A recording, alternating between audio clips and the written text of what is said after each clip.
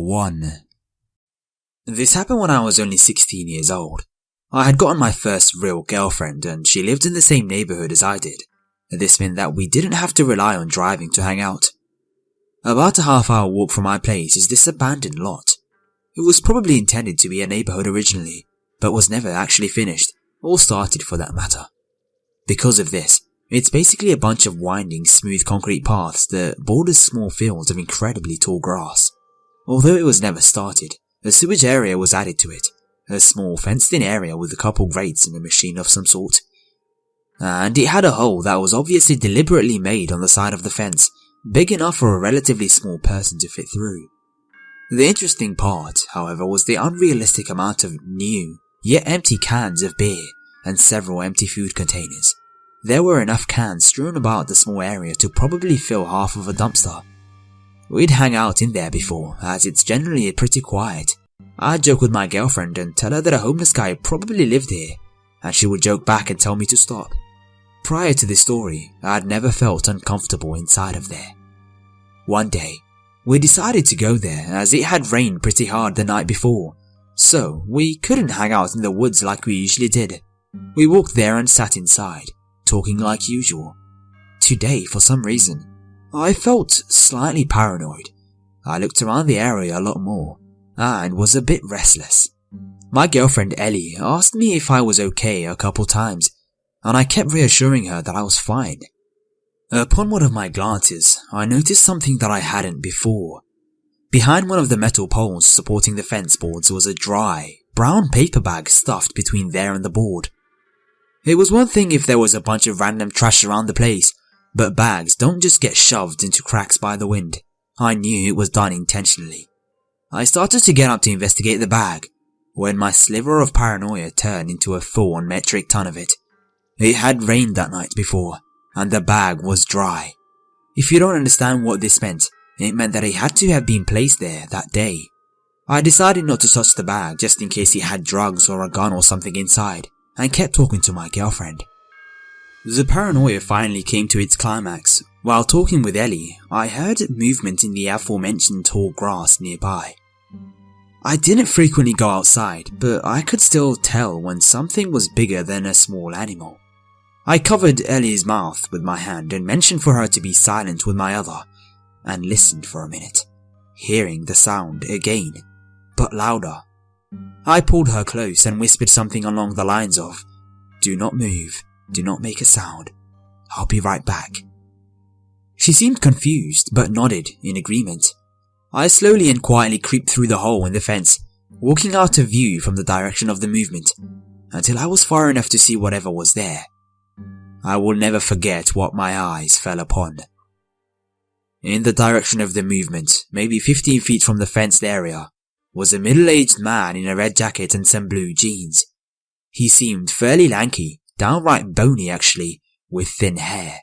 That wasn't the scariest part, however. He was crawling on his stomach towards the fence.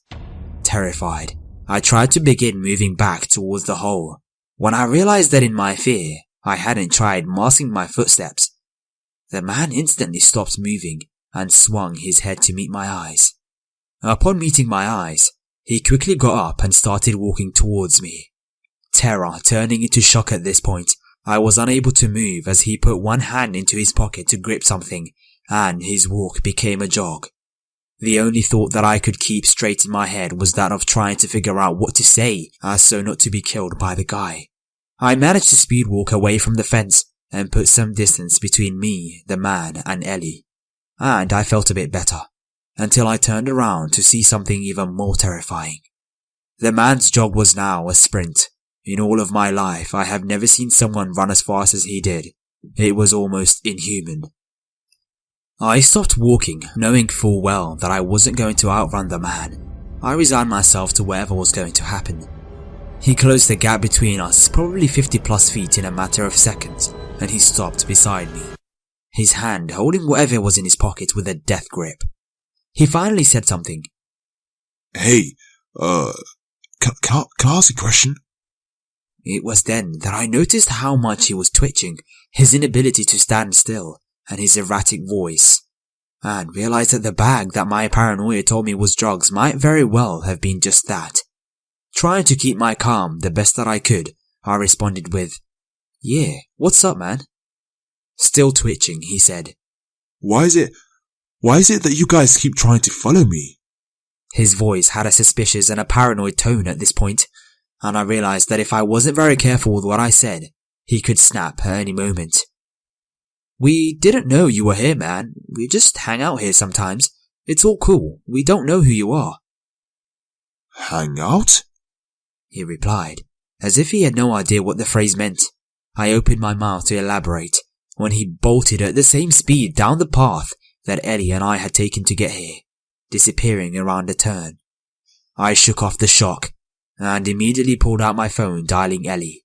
She usually has her phone on silent, but I was incredibly lucky as she picked up relatively quickly. "Hello?" she said, confused. "Ellie, listen to me. Don't think about what I'm about to say to you. Just do it. Fucking run. Right now. Run." A couple seconds later, I saw her pop out of the fenced area and run towards me. She asked me what happened, and I promised to tell her later, but first we had to get out. Remember how I said that the lot was full of winding road with tall grass? This meant that the man could have literally been anywhere. Knowing full well that the man most likely knew where we came from and was waiting to ambush us, I took her by the hand and bolted down an alternate route back to the road leading back to our neighborhood. Then I saw an abandoned couch that had been dumped there. Luck was again on my side as it had been turned upside down. I grabbed one of the boards of the frame and, taking advantage of the massive amount of adrenaline pumping through me, ripped it out of the couch, several nails still attached at the end. Ellie's hand in one hand, my makeshift weapon in the other, we hurried to the road through the longer detour. When we finally reached our destination, from our location we could see our original route, and I took a cautionary look, gripping the blunt weapon tightly, almost dropping it in shock. In the grass of the original road we took, I could see a distinctly red shape and a hand holding something metal. Ellie started to turn to look, and saw what I saw too. We ran back home, miraculously unharmed. I don't believe in miracles or anything like that, but I'm pretty sure that if I hadn't decided to take the long way around, we both could have been killed. Number 2. When I was 14 years old, I would spend the summer holidays away from school at home. In the small village I lived in, this meant that I mainly spent my days on my own while my parents worked, watching TV and playing The Sims. My parents were generally out of the house from 8 AM until 5 PM. I was raised to never answer the door to strangers. However, where I liked to sit in the living room, my chair was next to the window anyway, so I could always see people on the street, and they could see me too, I guess. One day, I was sat watching daytime TV, when I noticed a man walking down our street. As our street is a dead end, I normally recognize everyone who walks down it, but I had certainly never seen him before. He was tall, thin, and unshaven. He was wearing a hooded jumper with the hood up and sleeves rolled up, revealing the tattoos on his arms. He was carrying a large duffel bag, and was looking closely at each house as he passed. As I was sat watching him, I was clearly in full view of him too. He started to pass our house, and when he saw me, he smiled and turned to come up our short drive. He came up to our front door and knocked. I knew I shouldn't answer the door to someone I don't know, but he had seen me, and at 14 I was afraid of being rude to an adult. So I obediently went and opened the door a crack. I peeked around the door and said hello. As he spoke, he pulled the duffel bag around to the front of his body and asked me if my parents were home. At this point, I thought he would probably leave if I said no, but instead he stepped towards the door and unzipped the bag. Well, the thing is, I've just got out of prison. I want to do the right thing, you know. It's so hard to find a job, so I'm trying to sell some things. He started pulling towels, handkerchiefs, and other junk out of his bag. The word prison made my heart skip, and I quickly mumbled something about having no money and closed the door. He stood on the step for a minute, still talking to me about being able to help, so I went upstairs and waited for him to leave, which he did. I soon settled back down to watching TV, and forgot all about my encounter. At 5 PM, My parents came home and took the TV, so I went up to my room. A little while later, there was a knock at the door. I came onto the landing and peered down as my mum answered. 2 police officers had stood on the step. They asked if anyone had called at our house that day. My mum said no one had, and that was when I remembered my visitor from earlier. I came down the stairs and said that actually someone had called. Seeing I was young, the police officers asked to come inside and talk to me. They asked me to describe the man and the conversation I had with him. They seemed really worried and kept telling me not to worry and to be honest about what had happened. Once I had told them what had happened, they asked to speak to my parents on their own, and then they thanked me and left. I was straight on at my parents asking what was going on. My mum explained that a few minutes after the guy had come to our house, he had gone to another girl's house. She was in the shower and hadn't answered the door when he knocked.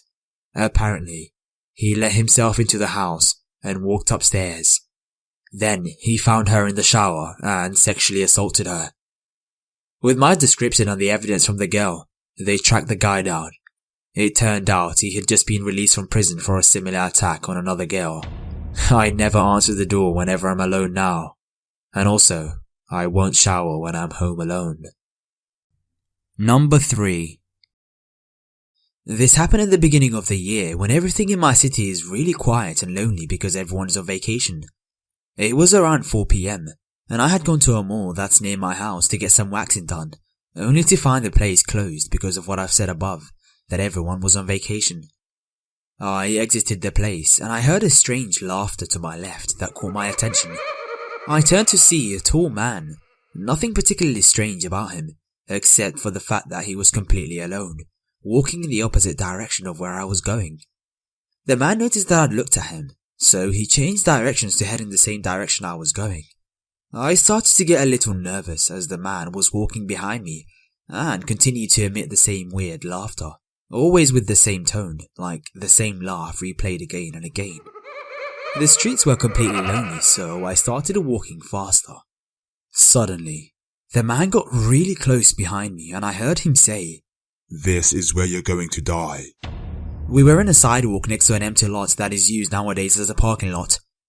Now, I got really scared and I walked as fast as I could without running. Luckily for me, I suddenly ran into a girl that used to work with me on a candy store back in 2014. I said hi to her and I immediately told her that this weird guy was following me and laughing all by himself, and I turned around to point at him. By that point, the guy had suddenly crossed the street and was quite far away now, but still staring at me. He obviously changed his mind about following me after I ran into an acquaintance. He continued to walk along the opposite sidewalk until I lost track of him. I haven't seen him again, even though I walk the same street frequently. Number 4. When I was 18, I worked as a nursing assistant on a surgical floor. We got a range of patients that varied from gallbladders to knee replacements. I worked with another assistant and we split the floor in half. She got one hallway and I got the other. She went on a break, so I responded to the call lights on both halls. One of her patients rang out, so I went to help. The lady's son stepped out while I assisted her to the bedside commode. I came out and told him I was done and he could go back in. Instead, he chose to talk to me. We exchanged some small talk and he went back into the room when his mother called for him. The other assistant came back and I continued working. I went to charge at the nurse's station and the son came out and began chatting with me again. It was the middle of the night, nothing good was on TV at this time, and I assumed he was just bored. I got up to attend my patient and he followed me, asking lots of questions. How old I was, if I was going to school, how long I had worked here. He even waited outside patients' rooms till I came out. I should have mentioned earlier that this guy did not have the usual creeper vibe. He was a clean-cut guy, perhaps in his late 20s. He was charming and funny. I guess his appearance delayed my creeper sense, and I dismissed his behaviour as being socially awkward. He continued to talk to me, and I tried to drop subtle hints that I had a boyfriend, although I didn't. Towards the end of my shift, he became a little more aggressive. He told me, "Well, I guess I'll have to kill him," referring to my boyfriend I spoke about. He said it with a laugh, and then told me he would walk me to my car when my shift was over. He then left to check on his mother. At this point, I was creeped the fuck out. I went to bed, and when I got home at around noon, the day shift charge nurse called me. She told me not to come in. She said the son had been asking about me. He asked when I worked, what my real name was, and more personal information. When she wouldn't tell him, he asked other nurses. His mum was going home that day, she said, so I could probably come back tomorrow. Tomorrow came and my manager called me. She told me to stay home the rest of the week, and the son had sent flowers to the floor and had called every floor asking about me. She said she didn't feel like it was safe for me to come back. Eventually, he quit calling and I came back to work. About 3 months later, I was watching the news. He had been arrested for rape and murder. Number 5. This happened when I was about 16-17 years old, living with my parents in a dodgy suburb in Australia. Lots of bad things happened often, and the town was mostly made up of government housing. Not long before this, a guy was killed across the street with a machete, over meth probably. Anyway, it was about 1 or 2 AM and I woke up to my little brother standing at my bed. He said something along the lines of, "Nana needs help." Our Nan has almost always lived with us. She loves to drink and smoke and is getting on with her age, so I immediately thought something happened, like maybe she fell out of bed from being drunk. I really didn't want to get up. I was pretty confused as to why my brother came to me instead of my dad. But then I heard sobbing. I went down into her room and found her sitting on her bed, frozen with fear, with the blanket all pulled up around her like a scared little kid. I could make out another figure laying on the bed with her. It was an old woman in a gown, and she was crying hysterically. I've watched way too many horror movies with my nan and legged it into my dad's room to try and wake him up. He thought the same thing as I did, that maybe Nan had a bit too much to drink and fell out of bed. He almost wouldn't get up to help. I told him there was someone inside, and he was up in an instant and on the phone to the police. Me and my dad and my brother and my nan were all standing in the dark in the living room while this crazy woman ran around the house screaming that she needed towels because her babies were coming. She was convinced she was in labor and was screaming and crying. She wanted like 10 towels and kept demanding them for her babies. We called the police and they arrived in about 5 minutes. They pretty much just drive around this part of town all night. It's not even very big. We tried to calm her down, but she was out of her mind. We all figured she was harmless, but it was still shocking to wake up at 2 AM. Turns out she had run from an aged care home that was like half an hour away. I have no idea how she made it into our house with no shoes, and we made my nan always double check the locks after she went out for a smoke. She resisted the police for a while out at the front door, and caused a lot of commotion. From memory, they called an ambulance to come and sedate her and return her to the aged care home. Out of all my creepy encounters living in that town, this one is definitely the most bizarre. Number 6.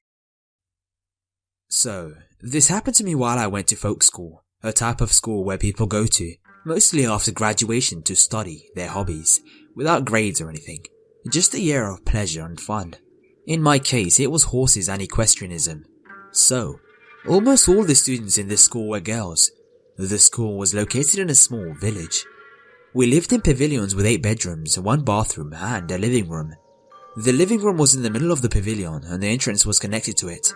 My room was located so I could face straight to the front door in the entrance by standing in my room door. Now, to the story. This happened on a Saturday.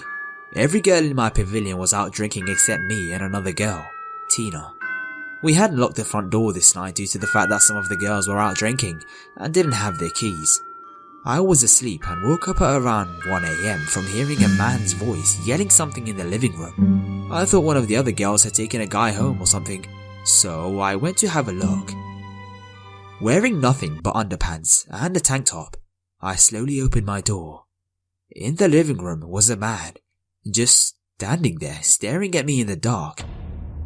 He was bald, middle-aged, and he wore a dirty leather jacket and looked like one of those Nazi murderers you see in the movies.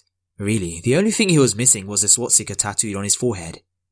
"You wanna go have a drink?" He yelled really loud. I was so afraid I couldn't move. Suddenly, Tina opened her door to see what was going on. I can't remember exactly what she said, but she had the guts to talk back to this man. She waved at me, signaling that I should come into her room. Luckily, my door was diagonal with her door, so I ran a few steps over to hers, and we locked ourselves in. We called the teacher who was on guard that night. After a couple of minutes, the man had disappeared, and we talked with our teacher. "Probably just another drunk local idiot, nothing to worry about," she said before she left. After this happened, we sat in the living room, front door locked this time, just to talk. We couldn't sleep, we were too scared for that shit. Guess what? The man's face suddenly appeared in the window next to the front door. We screamed like stabbed rats and went to hide in Tina's room again. After that, we didn't see or hear anything from him again. We sat up waiting for the other girls the rest of the night. Just to sum this up, some students in another pavilion woke up to find a tramp sleeping on one of the couches in their living room one time. So, this was actually pretty common at our school. Hey guys, it's the Grim Reader. So, thank you very much for listening to this video. If you enjoyed, why not check out my other videos by clicking on the links on the screen. Also, don't forget to like, subscribe and share. Thanks a lot for listening.